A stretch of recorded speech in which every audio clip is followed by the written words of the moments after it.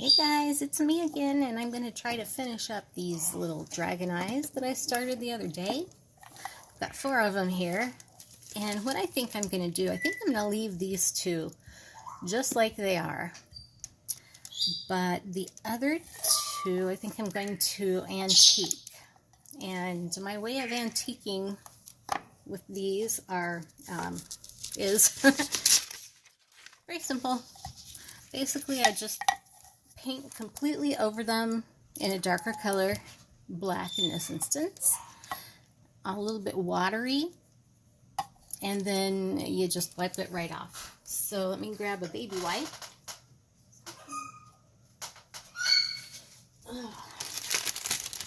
Just got back from the dentist. I had a frenulectomy, I think it's called, that little piece of skin you have, like right in your top lip, right above, or right in front of your teeth. I had one that was making it really difficult for my teeth to fit right. So, yeah, so it's just me and the crazy birds and dogs here today. So they're on a roll. Hoping they'll be a little bit more entertaining, or less entertaining, more quiet. I don't know. Let's just hope you can hear me over the din. That's all. So you want to get yourself a little bit of water. You want to get yourself a baby wipe and just some paint. I just like to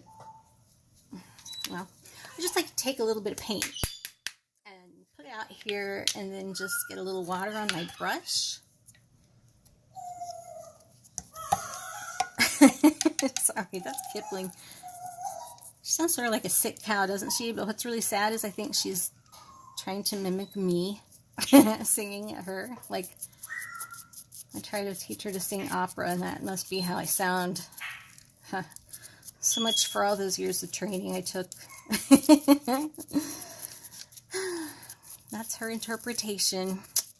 Anyway, so as you can see, I have just completely covered this thing. And you're going to get your hands messy when you're working with polymer clay, so either wear gloves or don't be a wuss. It's part of the fun of it, part of the fun of art. Now really, you don't want this to dry completely, but it's kind of nice to let some of it get dry. You don't want to completely saturate it, as I've said before. And what happens is when you wipe off that paint, if you do it right, you'll still have the color of clay that you started with. But, oh, and also don't worry about getting it on the glass. That's easy to remove. But it's going to go in all those neat little nooks and crannies that you sculpted into the design, and show them off quite a bit better. And with these crystals, you know, be kind of careful wiping the paint off of those, because you can always come back to those with a Q-tip after the paint has dried, and you'll have a nice outline in whatever the dark color is you chose, which helps those crystals actually sparkle up a little bit more. So you don't want to, you know, your first instinct is to like go over these crystals like crazy, because you want them to sparkle and shine. You don't want them to get lost in there. Okay, so I think this looks pretty good. I set that one aside to dry quite a bit, and then we'll do this one.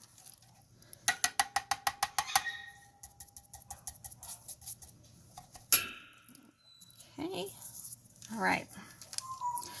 Now once I get the antiquing part here, then I'm going to show you what I like to do with the Gilder's, with the Gilder's paste. Oh gosh.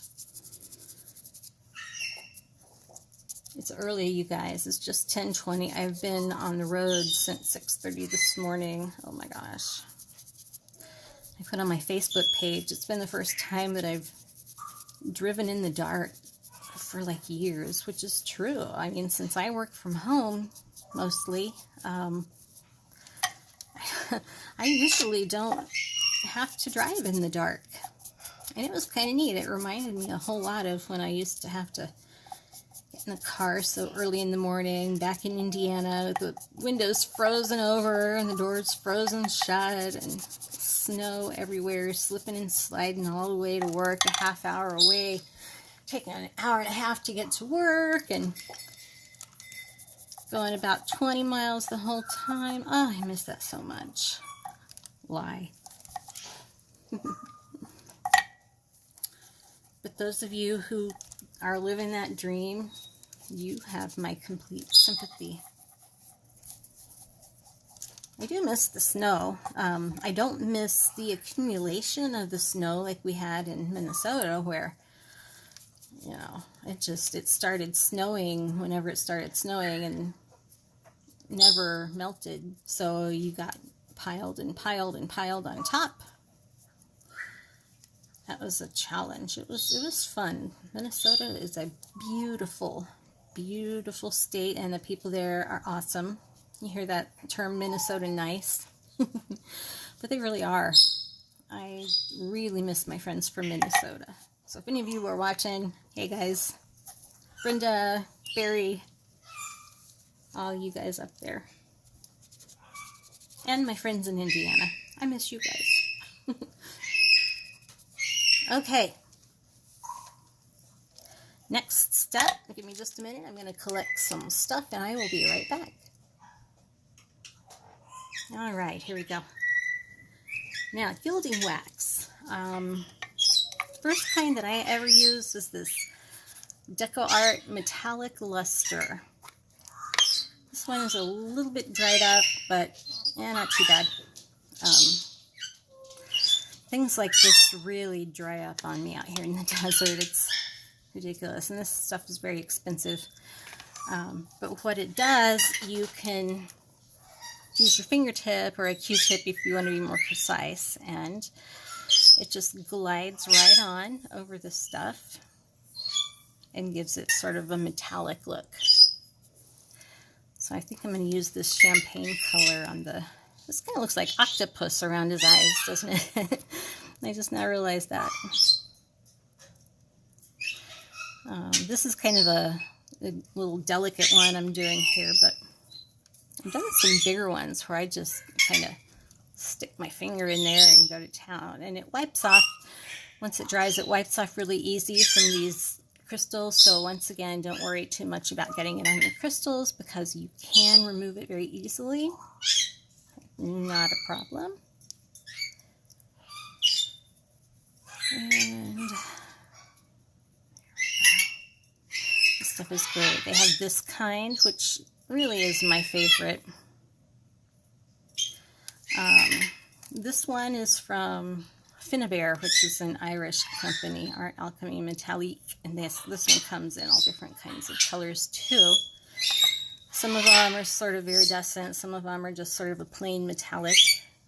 And then I got these ones from, I found these on, Facebook, I guess. Either that or AliExpress. I haven't really messed with them yet, so I thought I'd maybe see how they work today. They were very inexpensive, so I have the feeling they're not the best. Heck, they may have already dried up by now, but gosh.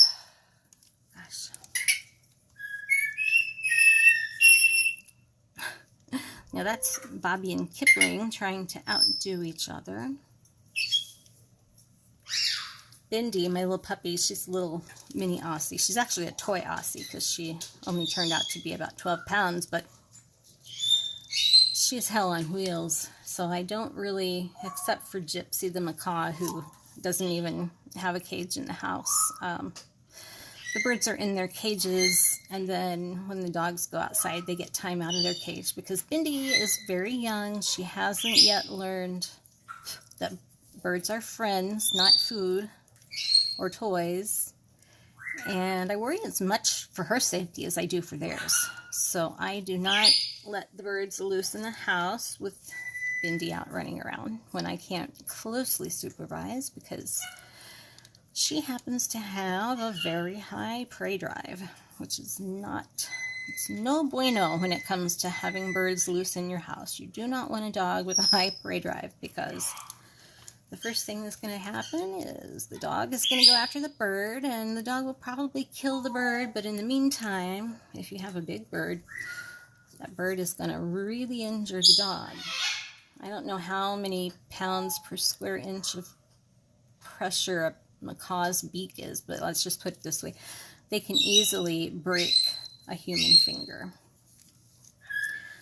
And I look at my dog's nose and think about how easily they could just, man, hurt her terribly, and vice versa. So very responsible I try to be when it comes to that. Anyway, all that aside. So, okay, now once you have the stuff, the metallic stuff on here, you're going to let it sit for a couple of minutes just to kind of settle in and dry. And then you take, like, this is just a Kleenex, and kind of go over it and buff it, and it will be quite shiny and glowy. It looks really neat that way. And once again, to get the stuff off of your crystals here, just take a little wet Q-tip or whatever you got. There you go. So this one's just about ready. I do like to fix the whole, sorry, words are hard. I do like to cover the entire back side of these with a really nice metallic wax, just to be cool. But I think maybe I'll use a different color on this one. So, all right, that's pretty good for now. I'm going to leave that one as is for now. Let's work on this one. Just to kind of test this on the back. See what this gold looks like. Oh, this gold. Just kind of test it and see. Oh, that's going to look really good. Okay, so I'm going to use this gold. That's great. Nice. And once again, as with so many things when it comes to art, your only drawback is your imagination. Try using all different colors of these waxes on different parts of your work. Here's an example for you. This fairy house that I made. Several different colors of that metallic wax. Even down here on the rocks, I had like a silver gold, and just, you know, go to town. It is such cool stuff and so neat to work with. It's not, it doesn't have an odor to it. It's not sticky. I don't know. It's just one of my favorite things to work with. Oops. Okay, gotta mix a little bit right there for this top one. Let's see. Yeah.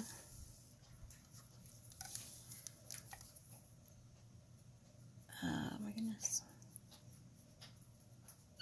Okay.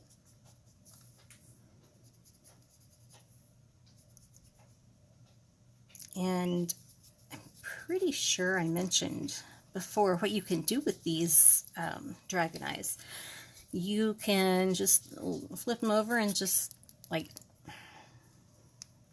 get some good glue and glue a nice magnet to the back. They make great refrigerator magnets or magnets for your to-do board or whatever you want to do. You can get super fancy if you like, and you can put jewelry findings into the clay before you bake it, and put oh, what do they call those? The thing that you can put a chain onto. Pendant bales, I think they're called. You can put bales on them, bake it into the clay so that you have a built-in bale, and you can add a jump ring and a, yeah, words again. Once again, words. A chain, turn it into a pendant. You could put them on some jars if you want to make a little jar like this. Do your jar as well in the clay, and then you know, push it on there before you bake them. Trying to think what else. I know I've done some other things with, oh, bracelets. I've really made some neat bracelets, and I like to mix all different kinds of media together, I guess you would say. Like, I like to take my polymer clay dragon eyes and then do some wire wrapping and put them into a bracelet, set them into a bracelet with different colors of wire and just all kinds of crazy stuff. So, okay, I think this looks pretty good. I think I'm going to add a little bit more of this lighter wax kind of around here and there. Oh, really covered that crystal up pretty well. So that looks pretty cool. Let's buff it off and see where we're at.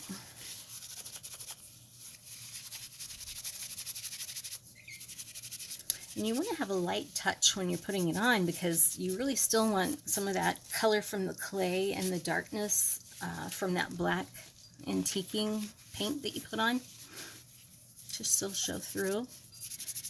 You can always add more of the wax, but it's really difficult to take it off.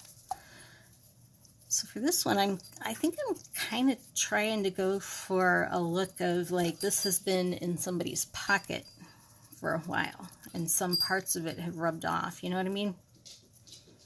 So this guy's like been around for a while.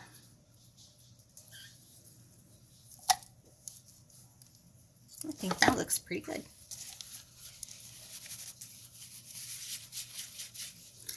So now let's do the backs of them. I am going to use my finger on the backs of them because it'll cover more area quite better. Just get in there and rub it on, and where I've signed, you can see that shows up better. And again, it's a very rustic sort of look that I'm going for here. These particular ones, I don't want them to look all pristine and new. I want them to look a little beat up and ancient, you know what I mean? So I think I accomplished it with that one. And on this one, I think I'm going to use this more champagne colored wax. I'm going to clean my fingers off just a little bit, and then use this one. Yeah, I really need some water on that. It's always a good idea if you live in a dry climate to put a little bit of water in with your paints or waxes or anything that you store in a pot. That yeah, I'm not digging this. Okay, yeah, it's okay. I'm gonna wipe it off. Yeah, I don't care for that too much. I'm gonna use a different color. I think I'll use this rose gold. This is kind of a neat color.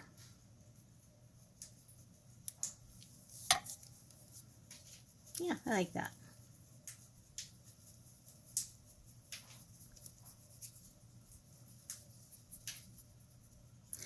And this is one of those projects where you really do get your hands dirty. I don't know how many times I've gone to the craft store, and even though I've washed my hands, you know, because when you antique a project you're working on, guess what? You also antique your fingers. And if you've got a lot of dry cracks on your fingers, I'm going to go wash my hands. But for the rest of the day, I'm going to have nice little dark, what do you call that, enhancement on my fingers just to show how wonderfully cracked and dry my fingers can be. Oh, hey, that's part of being an artist. You got to suffer for your art, right? You know what they say? I think so. So, all right, so this is another kind of a quickie. There's a couple more that I've got finished here, and I guess that's our exit music. Thank you guys for watching. I hope you learned something, and I hope you'll come back and see me again. Take care.